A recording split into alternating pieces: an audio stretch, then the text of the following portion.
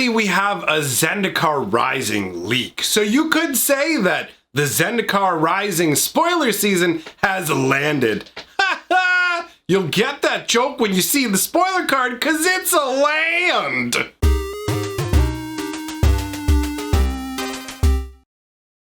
Greetings, owners of fine luxury cardboard rectangles. I'm happy to be here to talk about something I actually enjoy instead of the earlier news from today, which was downer time news. Not happy news about the whole Double Masters VIP pack. So let's put that aside, even though I'm the one who brought it up for no reason. Let's put that aside and let us dive right in to the spoiler that has landed before us, all right? We're looking at Crawling Barrens. Now, this is pretty cool. We'll talk about this card first. We'll talk about how it connects into the whole Zendikar storyline and flavor, right? So Crawling Barrens is pretty straightforward, but it does have some interesting differentiations for what is colloquially known as manlands, or if you want to be really nice to everybody, people lands, right? There you go. So,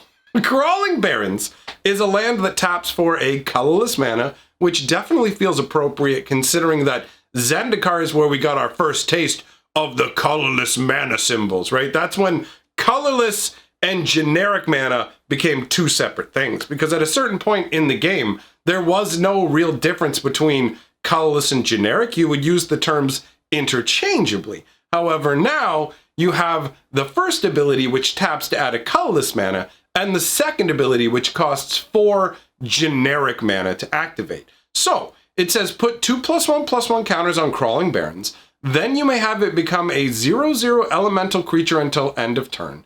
It's still a land.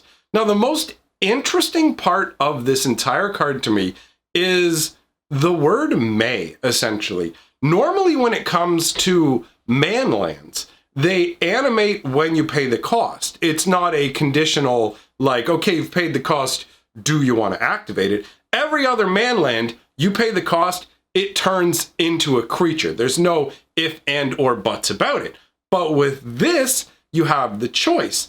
And that actually makes the card more powerful, where if you don't want to turn it into a creature while it's still small, you can repeatedly grow it, right? I mean, first of all, if you have a ton of mana, you can dump multiple activations on top of each other, each adding 2/1/1 counters. But let's say you only have the mana to do it once. Well, if your opponent has shocks or other cards that are easily going to deal 2 damage to a creature, and you don't want to risk losing a land, you can just spend the mana to put +1/+1 counters on. You can literally leave this out, wait until the end of your opponent's turn, and pump it without animating it until it's at a size that you're comfortable with. That is a small change, but a potent one, and the most noticeable aspect of the card to me in terms of differentiating it and giving its own identity amongst all of the different manlands.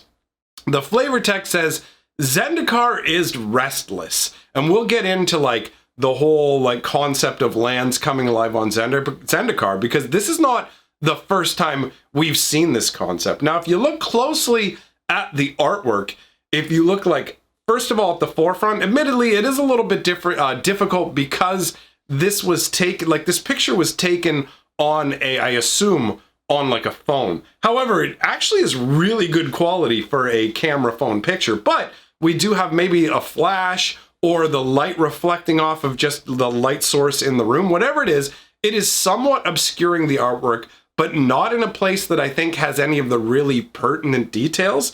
If you look slightly above and to the right of that light dot, you'll see what actually looks kind of like an insectile being sprouting out, ripping itself free of the Earth's crust, right? So you can see the front, it's got kind of like a spiked horn head. It has multiple insectile legs. It kind of gives me a, what was that movie?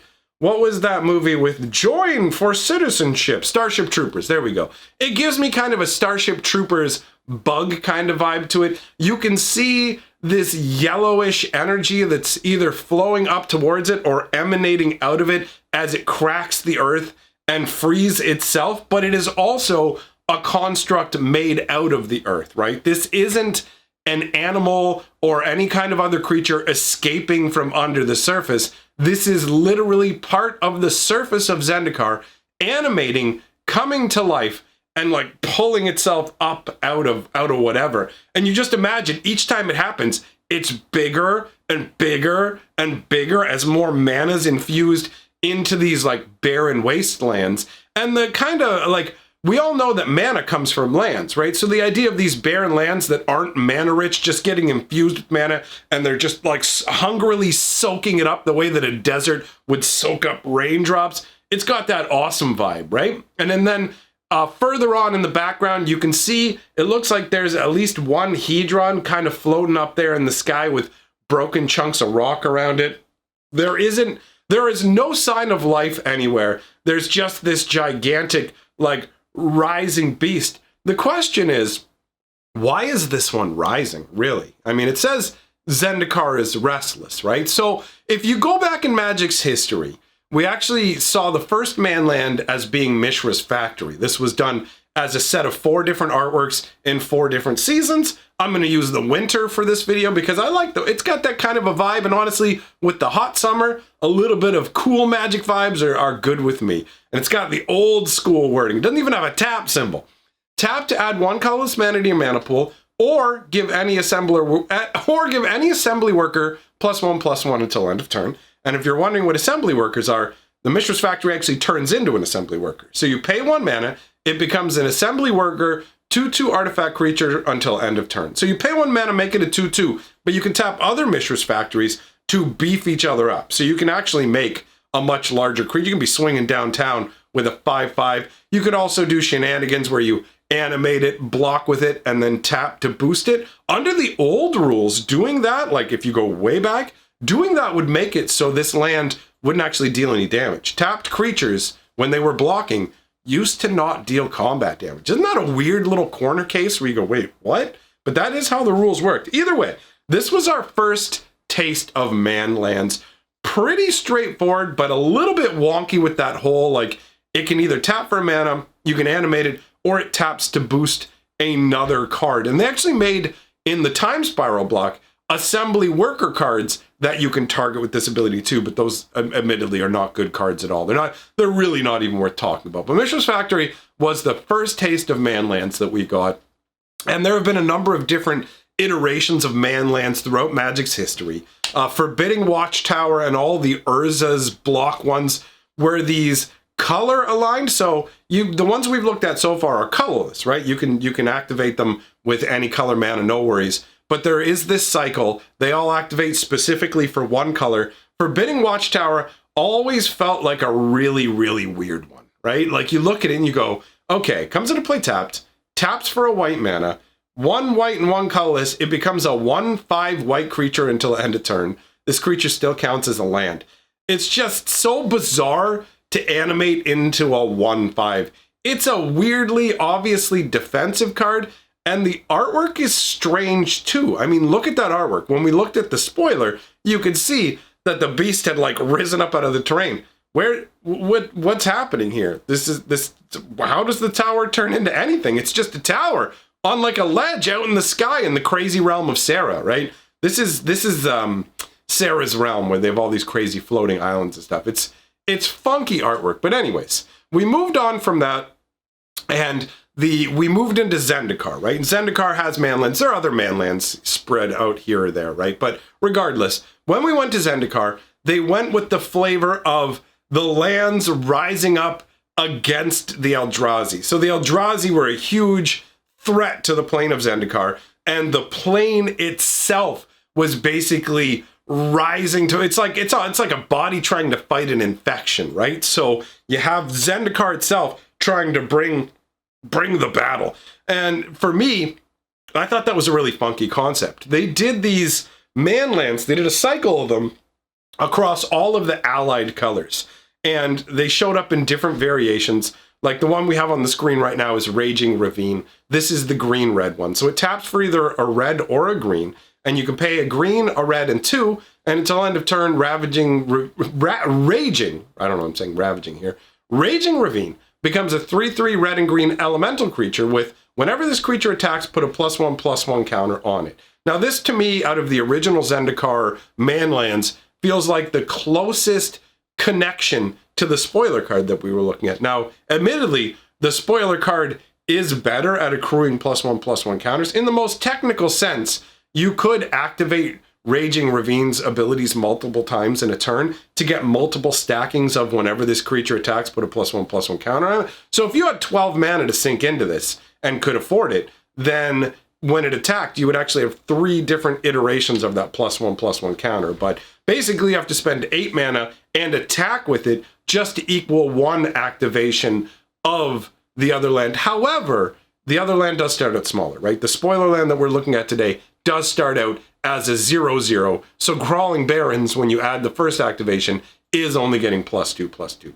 So if you look at it from that perspective, the first time you swing with Raging Ravine, it's already going to be a 4/4, and that's the equivalent of 2 activations of the Crawling Barrens. So to me, I don't know exactly what power level this is going to come in at. And also, I don't know if this, like, before, when we're talking about Raging Ravine and all these other things, these are lands specifically rising up in response to the Eldrazi invasion. However, Crawling Barrens, the Eldrazi invasion is done, right? Like, they rose, they were defeated, and at this point, at most, there's just some remnants of the Eldrazi. So is this just part of Zendikar is roaming around aimlessly? Does the Crawling Barrens have a specific goal for itself? Or is it literally just Zendikar got all riled up and is a plane now where the land will just animate itself and roam around destroying things? Is that actually going to be what one of the hooks of the story and flavor behind Zendikar will be? Is it going to be, yes, like, the world rose up against the Eldrazi with you, but now that the world's awake, it still maintains some of its anger and restlessness, and it's going to take it out on the population of Zendikar? I am genuinely curious to see where this storyline is going to go. These are just my musings, my friends. If you are a fan of Magic the Gathering story and lore, you enjoy all that, I do have another channel called Fantasy Geographic where I specifically cover lore and all that good stuff, and it's all just fun time. So if you find yourself sometimes being brought down by the videos I'm making over here because you don't like hearing about what's going on with the game, I understand. If you head over there, it's nothing but pure appreciation for the story and flavor of the game. There's some people who don't think that I love Magic, but they just don't understand the way that I love Magic. Anyhow, let me know what you think about all these cards down in the comments below. If you enjoy what I'm doing, like, comment, subscribe, share the video around, that's great. If you love what I'm doing, jump on the Patreon, support the goodness. Thanks for coming by, everybody. Got something interesting going on for tonight's live stream, so come on by if you feel like it. But for now, I'm on up out of here.